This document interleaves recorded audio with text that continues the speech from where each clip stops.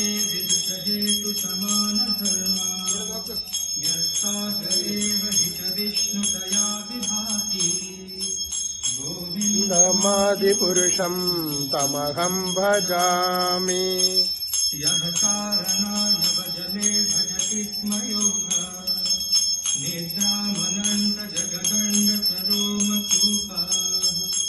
आधारशक्तिमवलम्ब्य परां समूर्तिम् गोविन्दमादिपुरुषं तमहं भजामि यस्यैकनिष्वपितकालमथावलम्ब्य जीवन्ति लोमविलजा जगदण्डनाथा विष्णुर्महान्त इह यस्य कलाविशेषो गोविन्दमादिपुरुषं तमहं भजामि भास्वान् यथा स्वशकलेषु निजेषु तेजा स्वीयं कियत् प्रकटयत्यपि तद्वदत्र